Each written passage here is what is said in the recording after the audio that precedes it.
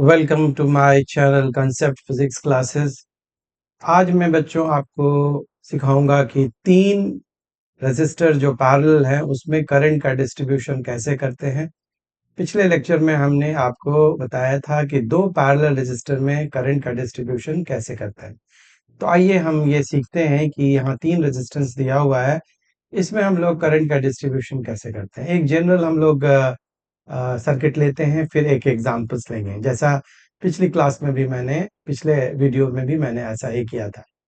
तो सबसे पहले यहाँ पर आप देख सकते हैं कि एक करंट है जो मेन करंट है I, जिसको डिस्ट्रीब्यूट करना है R1 में जहाँ पर उसकी वैल्यू I1 है, फिर R2 में जहाँ पर उसकी वैल्यू I2 है, और फिर R3 में जहाँ पर उसकी वैल्यू I3 है।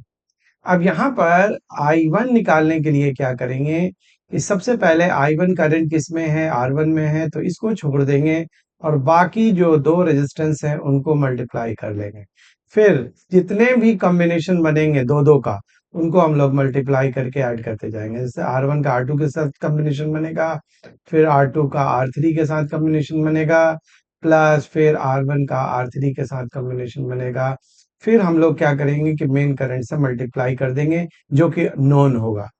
तो इस तरह से हम लोग I1 निकाल लेंगे। इस तरह से अगर आपको I2 निकालना है तो क्या करेंगे, I2 करंट किसमें है, R2 में है, तो R2 को छोड़ेंगे, बाकी दो जो बचे हैं उनको मल्टीप्लाई करेंगे जो कि R1 R3 है। इसके बाद डिनोमिनेटर सेम रहेगा, यानी कि R1 R2 सब में, और R2 R3 और फिर R1 R3, इस तरह से करके और फिर मेन करंट से मल्टीप्लाई करेंगे जो आपको पता रहेगा। आइए इस एग्जांपल में देखते हैं कि ये कैसे सॉल्व करते हैं।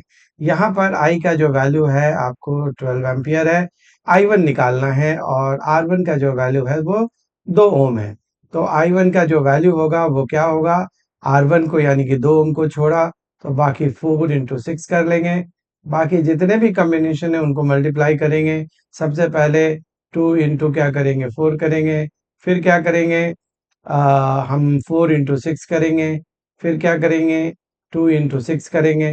इस तरह से सारे कॉम्बिनेशन को मल्टीप्लाई करके, और मेन करंट क्या है 12 है, उससे हम लोग मल्टीप्लाई कर लेंगे। अब सारा सोल्यूशन जो है वो सॉल्व करने का है।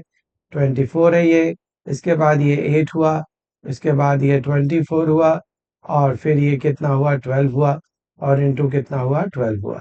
इस तरह से हम लोग ये देखते हैं कि यहाँ पर हम लोग ये देखते हैं कि यहाँ पर जो है ये जो वैल्यू हुई वो 24 इंटू 12, और फिर हमारा ये 44 हो गया। 20 और 12 ये 44 हो गया।